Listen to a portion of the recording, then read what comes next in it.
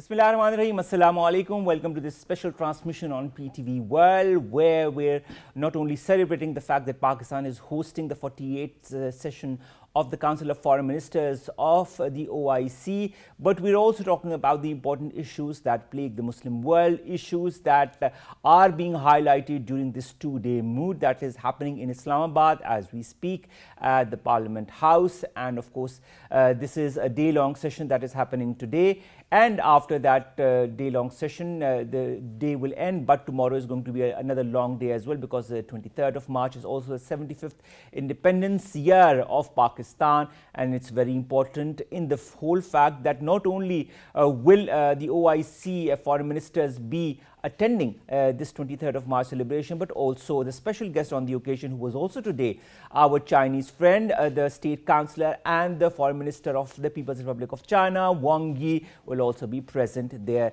as well. Today is an important day because today was the first day of this two-day moot.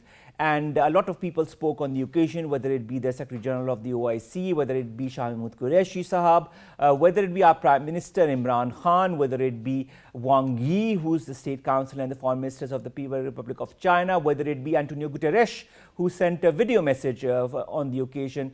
Everybody, and of course all the other leaders, the Saudi Foreign Minister talked on the occasion, other Foreign Ministers talked on the occasion. And the main resolve was not only to counter all the issues that are plaguing the Muslim world, but also find a joint resolve on the fact that the Muslim countries are one, and to show the world that the Muslim countries want to move ahead as one entity. And of course the issues that also were highlighted, as you can see by our Prime Minister in the parallel window, included the Islamophobia, included Pakistan's rich Islamic history, included Afghanistan, including Indian illegally occupied Jammu and Kashmir, and other important issues that Pakistan and the Muslim world are confronted with. The Muslim world, of course, ladies and gentlemen, has a lot of different important issues that it is concerned with, but it is also on the forefront of many important issues that it has highlighted and also been behind. For example, Islamophobia, that our Prime Minister Imran Khan highlighted on various occasions, and now the resolution that was backed by and presented by Pakistan has been adopted by the United Nations. What our Prime Minister Imran Khan said on the occasion as far as Afghanistan is concerned, let's have a look. Anyone who knows the Afghan character should be cautioned that please do not push the people of Afghanistan to do things where they feel that their sovereignty is being threatened. They are very proud, independent-minded people. They have always fought for their sovereignty for hundreds of years. They do not like the idea that someone is dictating to them. So I would caution that let's help them, let's encourage them, let's get them involved in the international community. And I believe that the people of Afghanistan are strong enough to evolve and go in the right direction. As I also pointed out, not only Afghanistan was discussed, but also the fact that Islamophobia is something that is engulfing the entire world, and the Muslim world, with Pakistan at the forefront, is working to combat that. What did the Prime Minister have to say as far as Islamophobia is concerned? Let's have a look. Today I want to especially congratulate our OIC members because of a landmark resolution passed in the United Nations declaring 15th March as a day to combat Islamophobia. 15th of March was a day when a gunman walked into a mosque in New Zealand and shot dead 50 people. Why did he shoot them? Because he felt that all Muslims were terrorists. Where did this Islamophobia grow and was allowed to keep growing? After 9/11. After 9/11, this Islamophobia kept growing. And the reason was, I'm sorry to say, that we, the Muslim countries, did not do anything to check this wrong narrative. How can any religion have anything to do with terrorism? Today, Now, to discuss the first day of this very important two-day moot, that is the 40th session of the Council of Foreign Ministers of the OIC. How important is it for Pakistan? How important is it for the Muslim world? What should we expect from this two-day moot and more? We've been joined by many guests. Let me introduce them to you one by one. In the studios, we've been joined by AVM retired Ijaz Malik Saab. He's a defense analyst, sir. Thank you very much to have joined us. It's good to see you after a long time in our show. Online, we've been joined by two important guests. Let me introduce them to you one by one. The first is Sami Hamdi. He's the MD of International Interest. Sami, thank you very much to have joined us. Our second guest, ladies and gentlemen, is Jauhar Saleem. He's Pakistan's ambassador to Italy. Thank you very much, sir, to have joined us as well. I will begin with my online guests and then I'll come to the studios. Sami, OIC. When we say OIC, Organization of Islamic Cooperation, how important is it for these 57 countries that form this bloc to cooperate and to work jointly and to have that resolve to counter all the menaces that confront the Muslim world together? I think that in theory, or indeed in abstract, when it comes to the OIC, I think it's a very valuable organization. It's an organization that reflects at least some sort of common sentiment, which is this idea of a Muslim world, of a Muslim bloc, of the need for a Muslim agency, of a need at least to be united on core issues that affect the Islamic world, whether that's Palestine, whether that's Kashmir, whether that's some of these other various different issues. I think as a body, it reflects that the conscience of the Muslim world is still alive, despite whatever political difficulties there are plaguing the Muslim world at this current time. But I also think that it's important that Imran Khan himself, in his opening speech, delivered a very damning indictment on the state of the OIC and essentially called for a wake-up call, when he stated quite bluntly that the OIC today has had zero impact on issues such as Palestine, on issues such as Kashmir. And the reason being is that the international powers, in his words, do not take us seriously because they know that we are a divided house. In other words, what we're seeing and what we've seen in more recent times is that before, the OIC had developed its reputation as becoming a defunct institution. But what we've seen in the recent years is Pakistan in particular, the Prime Minister Imran Khan in particular, has been dragging OIC back to prominence, dragging the OIC back as a platform in which the Muslim issues are debated. And the blunt reality is that he has put the other Muslim nations in a difficult position by essentially forcing them to come out quite openly and start taking these issues very seriously. And that's the reason I mentioned that, is because this is the context in which the OIC is now taking place. It is a concerted effort on the part of Imran Khan specifically, the personality of Imran Khan, to force the Muslim world into a united front on key issues, primarily because on issues such as Kashmir, on issues such as Palestine, the reality is now we now see a divided house, a divided Muslim community, primarily driven by national interest. Imran Khan alluded to that, saying that it's true we have national interest, but this should not prevent us coming to a common ground. And this is why when it goes to what we might expect from the OIC, it's important to look at it from this context. What Imran Khan is doing and what nobody has done, at least in the past 10, 15 years, is force the OIC to reflect, force the OIC to try to realize that it has a role to play and it needs to start living up to this role instead of giving lip service and standing on podiums and giving speeches. And over these next 2 days, it will be very interesting to see to what extent Imran Khan is able to bring about these countries that have very deep divisions on some of the core issues that affect the Muslims worldwide.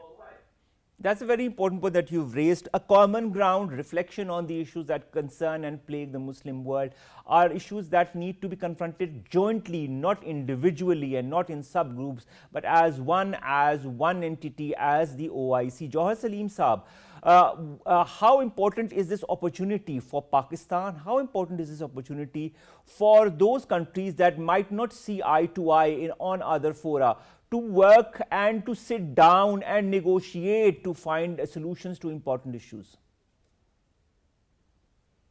It is indeed a momentous occasion. 57 Muslim countries are members of OIC. And this is actually the second ICFM that we are having this year in Pakistan. The first was last year in December. But that was on Afghanistan. That was an extraordinary ICFM. And this one, which is the 48th CFM, and is very is being attended by most of these countries, most of the members of OIC, a large a predominant majority, and it's a very well attended ICFM, and it's happening at a very critical juncture. As we know, the world today, there's some important issues going on in Europe, in Africa, in countries such as Libya, Syria, Sahel. So many parts. Then, of course, the very important issue of Kashmir, what is happening in Afghanistan, then Islamophobia, which recently, on 15th of March, that UNGA passed a landmark resolution, which has given impetus to the endeavors of Muslim countries, spearheaded in some ways by Pakistan, to attract the attention of the world towards the problems faced by Muslims, particularly the problem of Islamophobia. So this conference provided an opportunity to brainstorm on all these issues. Over 100 resolutions are expected to be signed during this. All right, Jauhar Saleem Saab, kindly stay on us with online. We've also been joined, as I said in the very beginning of the show, by AVM retired Ijaz Malik Saab. He's a defense analyst. Malik Saab, when you look at the theme for this year, OIC, Council of Foreign Ministers meeting, it is unity, justice and development, and to work together on a joint consensus as far as these three issues are concerned. Unity, let's begin with unity. Even Sami Hamdi, when I was talking to him, and you were listening as well, talked about the issue of unity amongst the different OIC member states. Do you feel that the Muslim countries need to sit down jointly together, thwart out their differences and come out with joint consensus on important issues? Definitely. I think more than ever before, this is the time where we should put aside our petty differences, and even if there are some issues, while they can be kept pending for the moment, and we should see towards the common heritage, common prospects of trade and cooperation, which makes us, in a manner which that we are bonded together, if not totally as a larger block. To start with, I think it would be better that if we pursue various groups which are conveniently in a position to negotiate various agreements and treaties to afford trade and exchanges which can promote the bondage of much needed cause of Muslim Ummah. Because what suits our enemies or adversaries is that they keep us embroiled in those petty issues which are blown up in a manner that we are unable to focus on the commonalities and the mutual benefits which we can accrue out of our cooperation model. And I think this is a very wonderful opportunity, and we must take pride in this, that Pakistan is hosting this in last few months. This is the second session, and obviously this is in a larger perspective. And more so, I would also like to highlight that key thematic issues which are the main agenda points, which includes Kashmir, Palestine, Islamophobia, terrorism. These are all those points which either Pakistan is a key stakeholder or Pakistan is the key proponent of these narratives. So I think it should be taken as a major milestone, and we must congratulate first of all the Prime Minister who keeps all these points very close to his heart. And, and he's quite candid about them and as he's well. very candid, and his message is always loud and clear. I mean, he would never mimic words once talking about Islamophobia or Muslim world being a victim of terrorism themselves and still being blamed for terrorism globally because of perception management by Western media. So I think, and secondly, the foreign minister and the foreign office should be commended for having arranged, and the participation of people. And particularly, I think it would be again pertinent to mention a very strong message and a very candid message given by the foreign minister from our brotherly country, China, which has very clearly said that China is willing, and in fact more than willing, the kind of his body language and the word that he used, to cooperate with the Muslim countries. And he was very appreciative of the challenges and the opportunities which exist in these countries, which have a population size of about over 2 billion and 57 nations. All right, that is very important, and I think not only the number of people AVMs are, but also the regions that they signify that they are part of are extremely important, not only for the Muslim world, but also for the world in general. And in that context, it's very important for all of these countries to be one on consensus on issues that plague the Muslim world. Shah Mahmood Qureshi Saab, the host of today's two-day mood that began today, of course, was quite jubilant, was of course in his form while talking to reporters and while talking to the different media persons. Let's show you some of the highlights of what he had to say today. The OIC is the collective voice of nearly 2 billion Muslims. It is a bridge among Muslim nations and between the Muslim world and the international community. Promoting solidarity and cooperation within the Muslim Ummah is one of the central pillars of Pakistan's foreign policy. As chair of the OIC CFM during 22-23, Pakistan's overarching goal shall be to solidify this bridging role further. While Shah Mahmood Qureshi Sahab highlighted the different issues that plague the Muslim world, he also highlighted the important role that Pakistan has been playing. Let's hear some more of what Shah Mahmood Qureshi Sahab had to say. After 50 years of the OIC establishment, we are far from seeing justice for Muslims in many parts of the world. The Muslims of Palestine and the Indian illegally occupied Jammu and Kashmir are still reeling under subjugation. For the last 7 decades, they have struggled to achieve their inalienable right to self-determination. Kashmir continues to bleed. The threat of genocide is most imminent in the Indian illegally occupied Jammu and Kashmir. The RSS BJP Hindutva-inspired government in India has unleashed a reign of terror by an occupation force of 900,000 in IIOJK since the 5th of August 2019. Akin to the situation in Palestine, this is accompanied by illegal efforts to change the demographic structure of the occupied territory and transform it into a Muslim minority region. This is a clear violation of international law, particularly the 4th Geneva Convention.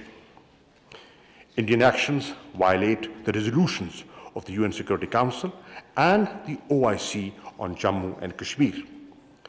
The illegal acts increased the threat of a conflict between India and Pakistan. Kashmiris are looking towards their Muslim brothers and sisters for support.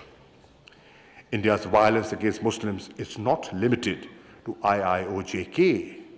Civil society organizations and independent observers have warned that Muslims in Hindutva-controlled India are also living under the threat of genocide. Beyond adopting resolutions, we must take concrete and tangible steps towards permanent solutions. A similar resolve and unity is needed in countering the ideologies of hate, such as Islamophobia and right-wing racism. And of course, justice is needed for all these issues that plague the Muslim world, whether it be Palestine or the Muslims in Indian illegally occupied Jammu and Kashmir that have been denied their right to self-determination since decades. This and more has been discussed in today's Mood Test. Jauhar Saleem Saab, Ambassador Saab, when it comes to Pakistan's role in highlighting the atrocities that the Muslims across the world are facing, whether it be in Palestine or in illegally occupied Jammu and Kashmir, this is no secret or anything hidden from the world now, thanks to Pakistan's stance, thanks to Pakistan's commitment as far as these issues are concerned to highlight them at all the different fora. Whether it be at the United Nations General Assembly, whether it be at this very forum, that is the OIC, our Foreign Minister Shah Mahmood Qureshi Saab and our Prime Minister Imran Khan Saab both have repeatedly highlighted these atrocities that are being committed on the Muslims in these two regions. Atrocities that have been going on unabated since a couple of decades now.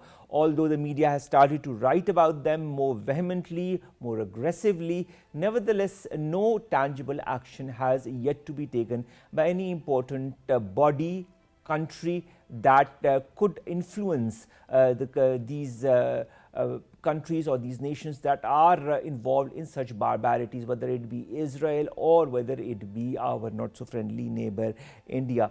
Ijaz Malik Saab, when it comes to, of course, these nations that are committing atrocities and the fact that Pakistan has been highlighting them on different fora, these atrocities, why, in your point of view, sir, has there been no tangible action or reaction emanating from the Western world?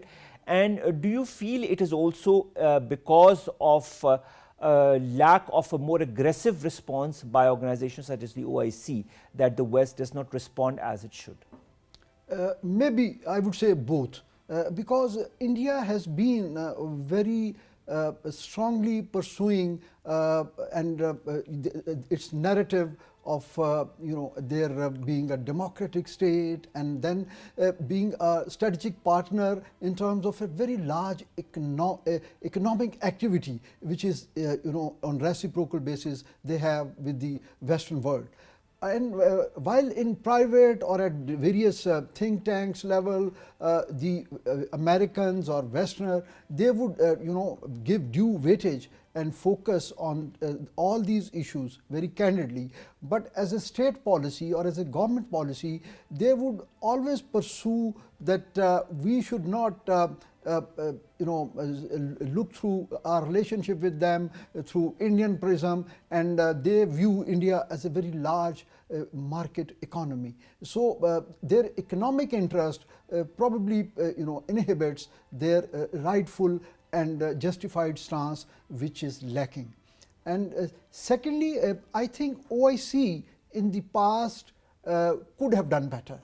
If you recall, there was a previous session in which India participated as an observer status. The outcome of that meeting was taken that as if it was a very mild and sugar-coated message. All right, let's talk about this mild and sugar-coated message in the past with Ambassador Jauhar Saleem Saab. Ambassador Saab, why has the OIC been, as AVM Saab pointed out, mild in the past, and do you feel that it is slowly and steadily gaining ground as far as being more aggressive or forward as far as the stances are concerned? Yeah, the point that has been raised by you, I think it's very important. First of all, sitting in Europe, I've been, before Italy, I've been ambassador to Germany for 4.5 years as well. So I'm well aware of the perspective of the leading European countries, leading Western countries, so to speak, as to why do they not raise voice strong enough, why they're not more vociferous, why they do not take cognizance of what is happening in illegally occupied Jammu and Kashmir to the extent that they should.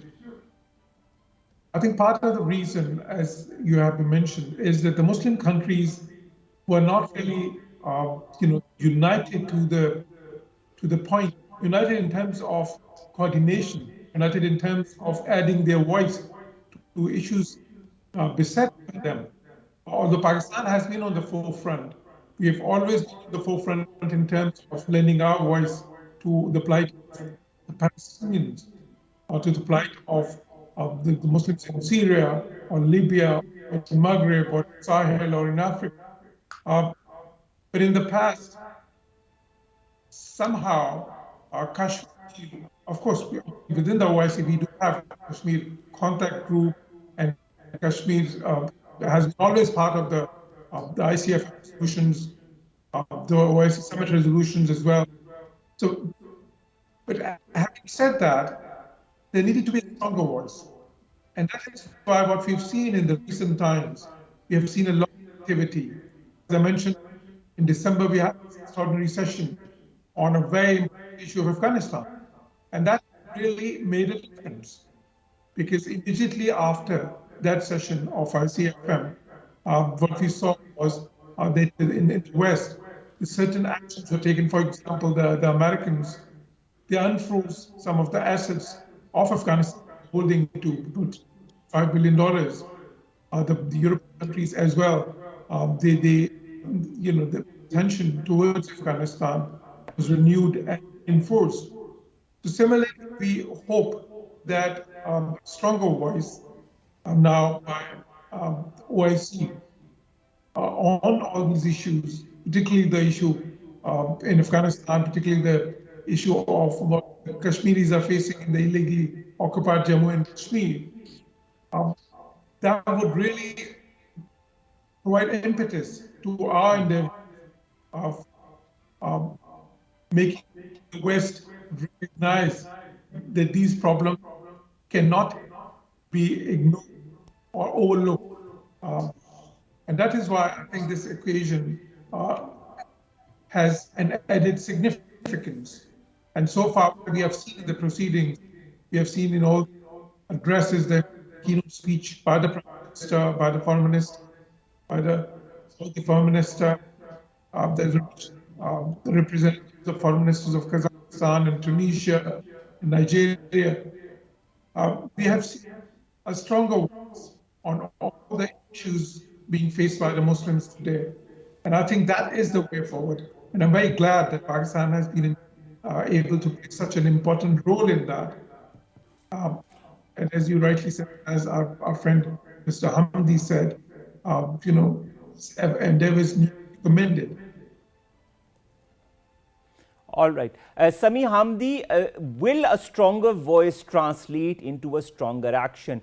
Will the joint resolve of the countries that form the OIC be stronger than the individual interests of some of the members of the OIC? My day job is a geopolitical analyst. My job is to try to talk more realpolitik than idealistic politics. I think there are two examples that suggest that give an indication as to what we can expect from the OIC. The reality is that when Macron began to use irresponsible rhetoric such as Islamic terrorism, when he started cracking down on Muslims, when he started the repression, we saw Imran Khan, we saw Erdogan raising their voices, but at the same time we saw some senior OIC countries telling Macron that he was justified and that he had rights to look after his own national security. And we saw Macron being encouraged by some senior members of the OIC. When Israel was bombarding Gaza last year, we saw that Pakistan's media was presenting the Palestinian narrative and supporting the Palestinians. We saw Turkish doing the same. We saw Malaysia doing the same.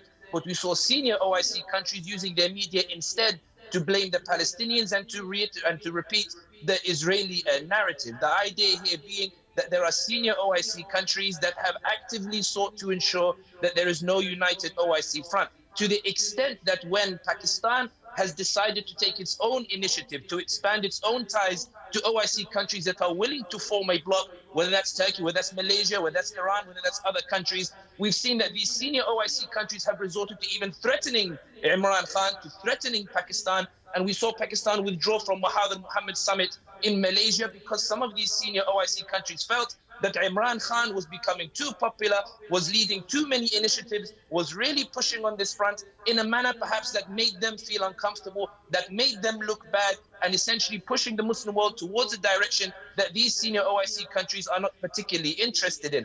And this is why when we're looking at the OIC summit here, this is why I started by saying that Imran Khan is dragging the OIC back to prominence. Imran Khan believes that he wants to use these processes in order to revive some common Muslim front, in order to embarrass some of these other nations that have been dragging their heels, to say to them, look, the international powers are not taking us seriously. They're not even going to take you seriously unless we sit down, unless we come together, unless we talk with one another. And I think the reality is that while people claim that all Pakistan does is talk or lend its voice, Pakistan over the past few years, and in particular under Imran Khan, has adopted numerous initiatives to bring closer together the economies of the Muslim world, to bring together politics of the Muslim world, to really raise the idea, raise the platforms with various different initiatives. And the reality is that Pakistan right now is not just in a process of trying to bring the Muslim world together, but also in a battle to prevent senior OIC countries from actively pursuing initiatives to undermine the OIC, to prevent Pakistan from leading initiatives, to prevent Turkey, to prevent Malaysia,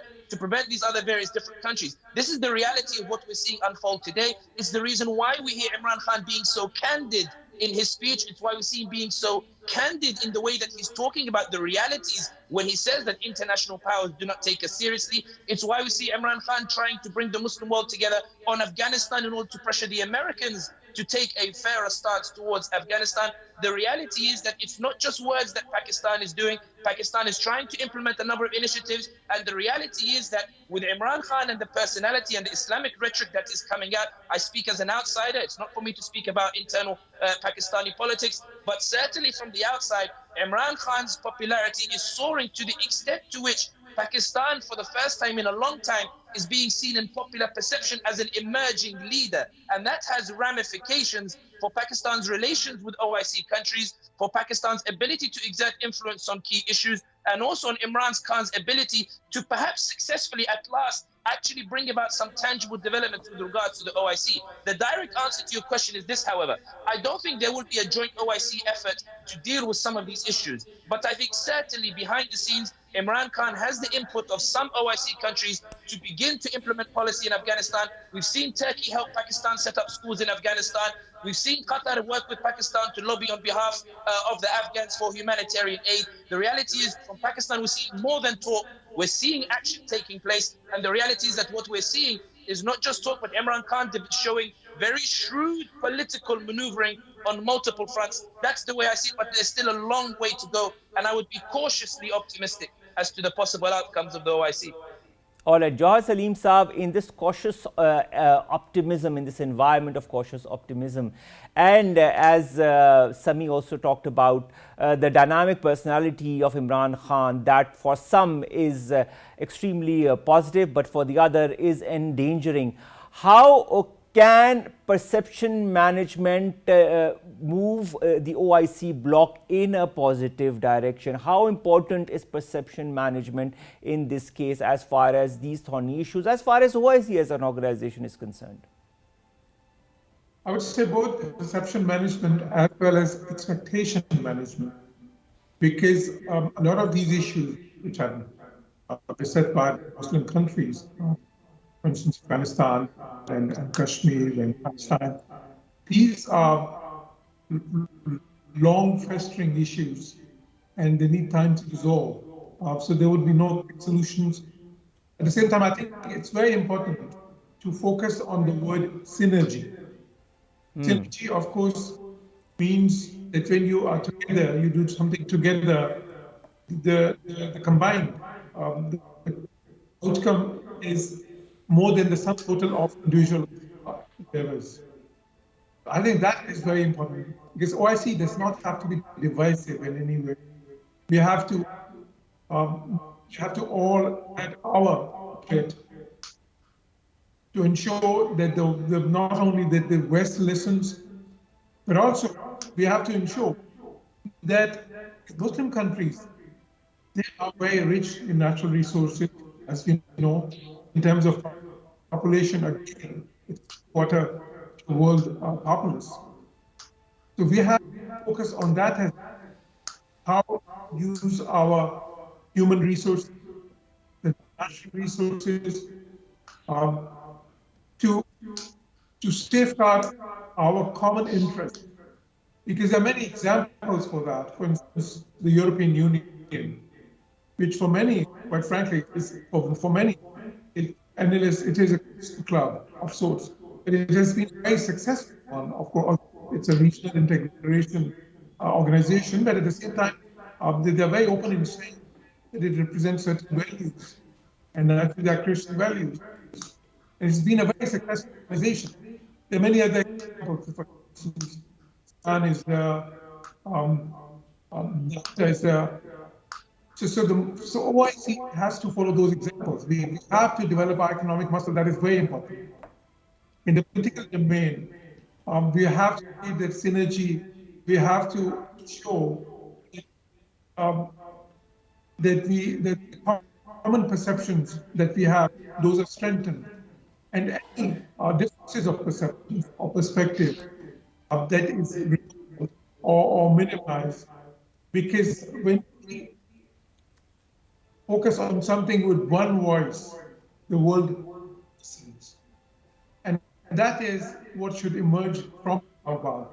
That the Muslim countries, for instance, Islamophobia, where Islamophobia is concerned, all Muslim countries, they look at it from the same angle, from the same perspective. That is true. Islamophobia is one such element, Ambassador Saab, that the entire Muslim world is on the same page. Now, coming to you, AVM Ijaz Malik Saab, whether it be Islamophobia, whether it be Palestine, Indian illegally occupied Jammu and Kashmir, the economy of certain Islamic countries, the internal turmoils in certain other Islamic countries, the strifes between certain Islamic countries that form this bloc, that is the OIC. If I had to ask you, what should be the priorities of the OIC in order to strengthen themselves? In your point of view, what would they be? As our colleague Mr. Hamdi mentioned, that there are some senior countries within OIC bloc. I think what he was trying to refer is these are the countries which have relatively stronger economies, and they are very independent in their thinking, and their only dependency or reliance on Western world is because of technology or certain acquisitions that they want to acquire certain high-tech equipment, and that equipment mostly falls in the domain of defense equipment, which again is a product of a threat perception, which is being cultivated in their mindset, in their mind, and they are made to believe of certain concerns which they think they are very pertinent for their survival or for their sovereignty. So if they realize that these threats needs to be revisited, if we revisit our relation with our regional brotherly countries, probably our reliance would reduce, and in the manufacturing sector or in the technological services sector within Islamic countries, there is so much of potential that we can support each other at very cost effective solutions. So I think they need to I don't know how, what would be the methodology to make them realize, but if they just realize that, so they would also avoid being exploited at the hands of those who exploit them against those bogey threats. That is so true. Thank you very much, AVM retired Ijaz Malik Saab, defense analyst. Also online joining us, Sami Hamdi, Managing Director, International Interest, and Jauhar Saleem Saab, Ambassador of Pakistan to Italy. Thank you to all three of my guests who have very openly and in a very friendly atmosphere talked about the different issues that plague the OIC. The joint resolve by the OIC countries needs to be to work together as one and to confront issues that plague the Muslim world as one entity, that is the OIC. I would again like to thank my guests that joined me online, Ambassador Jauhar Saleem Saab as well as Sami Hamdi. Your points of views are well registered, and I hope that we'll get the occasion to talk more about this and much, much more. Ladies and gentlemen, the 48th session of the Council of Foreign Ministers of the OIC is going on. Today is the first day, tomorrow will be the second. Let's see and let's hope that important resolutions are signed and important perspectives are taken as far as the joint resolve on important issues that plague the Muslim world are concerned. Omar, Khalid bids you farewell from this hour. We'll be back after a short break with more guests. Stay tuned.